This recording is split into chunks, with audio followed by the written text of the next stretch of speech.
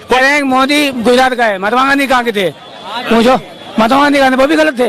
महात्मा गांधी गुजरात के थे। फिर उनको गलत बोलो जब मोदी गलत बोल रहे हो। नहीं, महात्मा गांधी का दौर और अब के दौर में फर्क है कि नहीं है? एक मिनट सुनो, महात्मा गांधी लंदन से पढ़कर आए थे, मोदी जी ट्रेन में चाय बेच कर आए हैं। सुनो ध्यान से, महात्मा गांधी ने व्यापारी नहीं करी है, महात्मा गांधी लॉयर थे, मोदी जी लॉयर हैं। महात्मा गांधी उस टाइम पर वो कपड़ा छोड़ दिया अपना, उनके बाप के पास हैसियत थी, फाइनेंशियली बहुत स्ट्रांग आदमी थे। जब लंदन जाके वकालत कर सकते हो तो देश में कोट पैंट पहन के भी घूम सकते हैं, देश में बड़ी बड़ी सर्विस कर सकते थे। मगर उस व्यक्ति ने देश की दुर्दशा देखी, कहता जिस देश में देश के लोगों के पास कपड़ा नहीं, मेरे पे कपड़ा पहनना हराम। ठीक, महात्मा गांधी वो थे। उसका कंपेरिजन तुम उस व्यक्ति से कर रहे हो जो 10 लाख का सूट पहन के घूम रहा है। मोदी की मतलब महात्मा गांधी का कंपैरिजन मोदी से करोगे तुम? मोदी और महात्मा गांधी में जमीन आसमान का फर्क है। और इतने अच्छे आदमी थे। देखो कैमरे पे लो FIR का। हाँ करिए करिए जी को गोली लगेगा। गोली, हाँ क्यों नहीं, हाँ मैंने बरारी मारी थी नाथूराम गौड़ ने। जिंदाबाद मुर्दाबाद, मुर्दाबाद। नाथूराम गोडसे जिंदाबाद मुर्दाबाद, जिंदाबाद। नाथूराम गोडसे जिंदाबाद। नाम क्या तुम्हारा? प्रभाकर दीक्षित। प्रभाकर दीक्षित कहाँ के हो? यूपी जिला फरुखाबाद। अभी कहाँ रहते हो? अब घूमने आए यहाँ पे। नहीं, क्या कहाँ रहते हो? यहाँ घूमने आए कल। ठीक है भाई साहब, तुम्हारे नाम पे FIR ना करा दूं तो बताना, ठीक है? नाथूराम गोडसे को उपासक बनोगे तुम गांधी के देश में। एक बात बता देता हूँ तुम्हें, ये गांधी का देश है, इसलिए तुम जैसे लोग जिंदा हैं। गोडसे का होता तो गोली लग चुकी होती। ठीक है, सुनो ध्यान से। हाँ ठीक है, अब देखा ये धमकी पे उतर आए। अरे मतलब मोदी का कंपैरिजन कर रहे हैं यार, बताओ महात्मा गांधी। अरे शर्म से डूब मरो यार। ठीक है, कहाँ महात्मा गांधी, कहाँ मोदी? ठीक है, अरे महात्मा गांधी नीम की चटनी खाते थे, मोदी जी मशरूम खाते हैं। ठीक है, इंदिरा गांधी को क्यों मारा? तुम महात्मा गांधी की तुलना गांधी और नरेंद्र मोदी से करोगे? महात्मा गांधी कहाँ और नरेंद्र मोदी कहाँ? महात्मा गांधी वो व्यक्ति है जो उस टाइम पर लॉयर बनकर आ गए।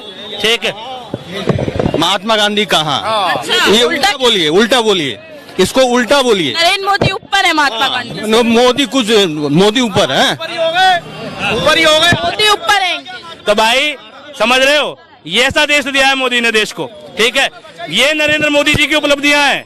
जहाँ पूरी दुनिया तो महात्मा गांधी, अरे गांधी का नोट निकाल के फेंक दो जेब से, तुम इतने बुरे लगते हैं गांधी तो।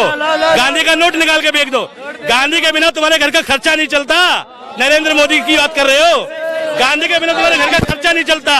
तुम्हारे ऑटो की CNG नहीं भरी जाएगी गांधी के बिना। तुम गांधी को गाली दोगे जिस दिन, अगर गांधी के सच्चे विरोधक हो, सुनो, गांधी के सच्चे विरोधक हो, अपनी जेब से नोट निकाल के फेंक दो सारे।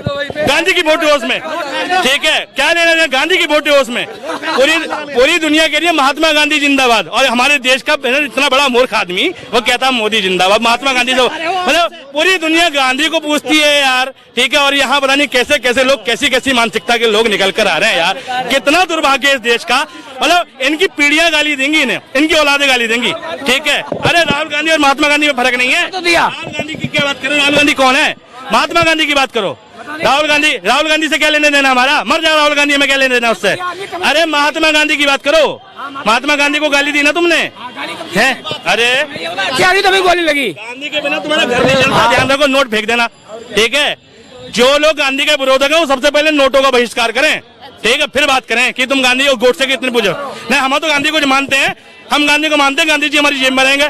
और इनकी जेब में गांधी टिकता भी नहीं है। ये गरीब है, सच्ची बता रहा हूँ, ये गरीब है। हाँ, हम तुम्हारे मांगने आते हैं यहाँ। ठीक है, अमीरी का एहसास लेने। जब मिडल मैन है ना, मिडल मैन, ठीक है, वो मिडल मैन के लिए मैंने लाइन कही थी कि ना मैं कांच का, ना मैं स्टील का। नहीं, ना मैं कांच का, ना मैं स्टील का, मैं तो डिस्पोजल वाला गिलास हूँ। जी हाँ, मैं मिडिल क्लास हूँ। ठीक है, मैं अमीरों में कभी आऊंगा नहीं, गरीब कभी कहलाऊंगा नहीं। सरकार कितनी भी योजना निकाल ले उसका फायदा कभी पाऊंगा नहीं। मैं अमीरी में गरीबी का और गरीबी में अमीरी का एहसास हूँ। जी हाँ, मैं मिडिल क्लास हूँ। तो कुछ नहीं है, ये क्या है, ये घूम घाम का पता नहीं कहाँ कहाँ रहते हैं ये लोग। इन्होंने किताब पढ़ी ना पढ़ी, इन्होंने इतिहास पढ़ा नहीं पढ़ा, राजघाट देखा नहीं देखा। अन्ना हजारे का आंदोलन था इंडिया अगेंस्ट करप्शन, इंडिया भ्रष्टाचार के खिलाफ है। उस आंदोलन की बुनियाद में गांधी थे। नहीं, अन्ना हजारे में लोग गांधी देखते थे कि अन्ना नहीं गांधी है, देश का दूसरा गांधी है। और यही मूर्ख लोग उस टाइम पर अन्ना हजारे का समर्थन करते थे, आज गांधी को गाली दे रहे हैं। इस देश में आंदोलन चलाने के लिए गांधी चाहिए। इस देश में लोकतंत्र की आवाज बुलंद करने के लिए गांधी चाहिए। इस देश में लोकतंत्र की आत्मा को जिंदा रखने के लिए गांधी चाहिए। और कमजोर आदमी जो तुम गाली दे रहे हो ना गांधी को, इस चीज के लिए भी गांधी चाहिए। अगर ये गोडसे का शासन होता ना और गोडसे की तरह मानसिकता वाले लोग होते तो हम इतनी आवाज निकाल भी नहीं सकते, तो तुम्हें गोली लग चुकी होती। गांधी का देश है इसलिए जिंदा खड़े हो, गांधी को गाली देने के बाद भी। गोडसे का होता तो जिंदा ना रहते, ठीक है। कम से कम जिसकी वजह से इस देश में तुम्हें आजादी मिली, जिसकी वजह से तुम पल रहे हो, खा रहे हो, पी रहे हो, जिसके टुकड़ों पर पूरा देश चल रहा है, उसका तो गुणगान करो यार। पहले ये कहते हैं एहसान फरामोश लोग है ये, जिसकी वजह से देश मिला, देश की आजादी मिली, अंग्रेजों से मुक्ति मिली, ये उसके गुणगान करने के तैयार नहीं है। पंडित लड़ाई नहीं लड़ी, सुभाष चंद्र बोस, चंद्रशेखर आजाद, पंडित जवाहरलाल नेहरू, इन लड़ाई नहीं लड़ी। एक मिनट फिर खाली मतवानी ये कह रहे हैं नहीं, एक मिनट, मैंने कब कहा कि उन्होंने नहीं दिलाई? मैंने महात्मा गांधी ने दिलाई। लेकिन सुनो, महात्मा गांधी कौन है और चंद्रशेखर सुभाष चंद्र बोस में क्या फर्क है बता देता हूँ। सुभाष चंद्र बोस आर्मी है, ठीक है, सेना के जवान समझो उन्हें, ठीक है। और महात्मा गांधी देश के प्रधानमंत्री समझो उस दौर के। वो देश जिस पर पहनने को कपड़े नहीं, वो देश जिस पर खाने को रोटी नहीं, उस देश ने सोचा कि हमारा भी देश होगा। उस देश के लोगों ने सोचा कि हम भी आजाद घूमेंगे। उस देश के लोगों ने सोचा कि हम उनके खिलाफ लड़ेंगे जिनके तन पे कपड़ा नहीं था, जिन्होंने उनके खिलाफ लड़ेंगे जिन पे कोट पैंट है, ठीक है। वो जो देश को जोड़ने का काम किया है ना, वो महात्मा गांधी ने किया। एक सिक्के के दो पहलू हैं, एक पहलू गांधी और दूसरा पहलू भगत सिंह, राजगुरु और बाकी नेता हैं, ठीक है।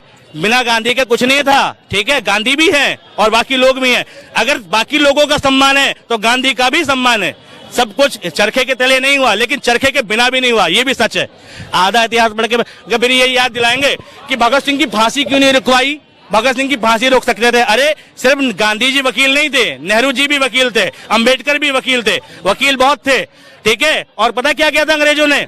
जो तय डेट थी उससे एक दिन पहले फांसी दे दी थी। और इसके बाद गांधी जी ने 11 बार मीटिंग करी थी माउंटबेटन से, ठीक है। 11 बार मीटिंग करी थी, पहले फांसी रुकवाने के लिए, फिर सजा कम करवाने के लिए। लेकिन उसके बावजूद एक दिन पहले फांसी दे दी। और उसमें भी जो 5 जज थे उसमें से एक जज था भारतीय, वो भी मुस्लिम था, उसने अपना इस्तीफा दे दिया था कि भैया मैं ऐसे फैसले पे हक नहीं, जिसमें हमारे भगत सिंह को मतलब कोई टेररिज्म एक्ट नहीं था, किसी की जान माल की हानि नहीं थी, लेकिन फांसी दी जा रही थी।